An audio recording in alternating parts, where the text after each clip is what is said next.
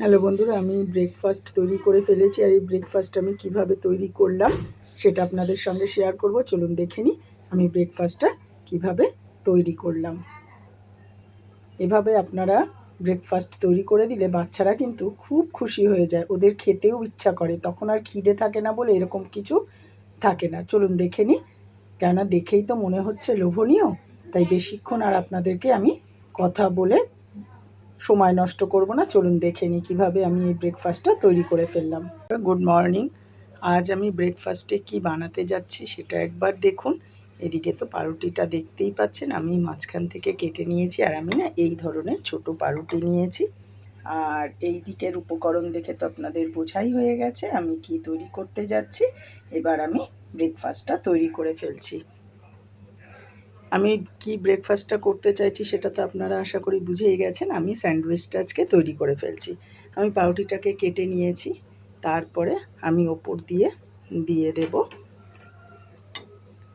পেঁয়াজ, শসা,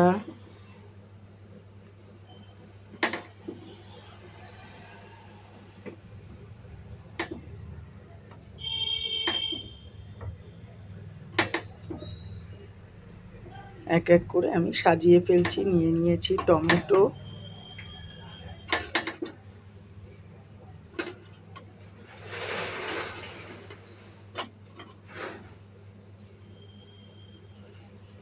তার উপরে দিয়ে দিচ্ছি ডিম,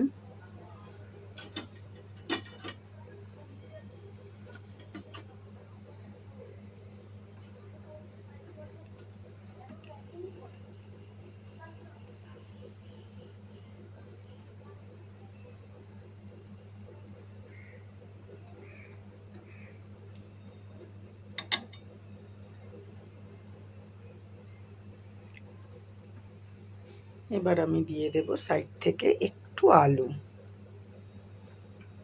ছোট্ট ছোট্ট করে, কেননা পাউরুটিটা ছোট তো তাই আমি ছোট ছোট করেই কেটে নিয়েছি।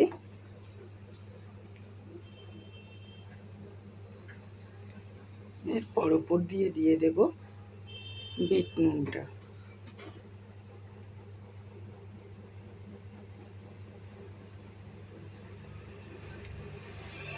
এর উপরে দিয়ে দেব টমেটো সস।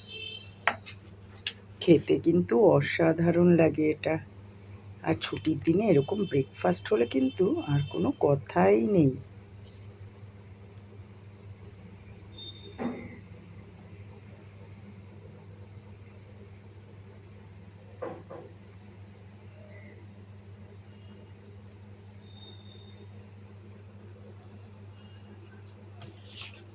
এবার আমি দিয়ে দেবো উপর দিয়ে একটু চাট মশলা।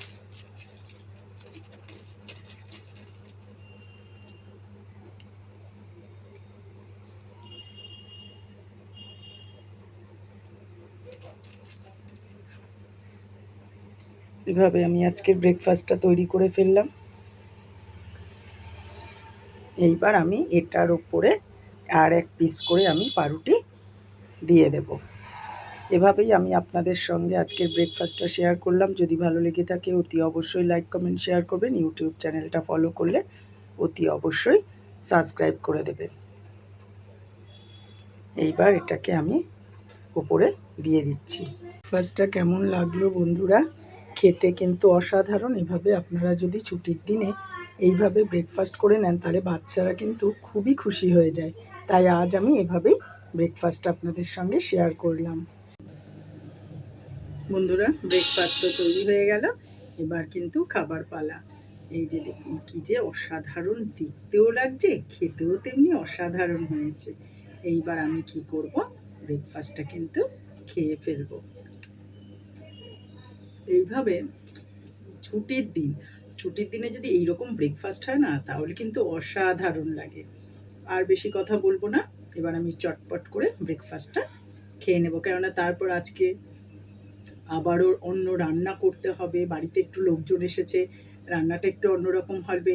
তাই ভিডিওটা আর বেশি বড় করলাম না। এরপর আমাকে চলে যেতে হবে রান্নাতে, তখন আবার আপনাদের সঙ্গে দেখা হবে। টাটা।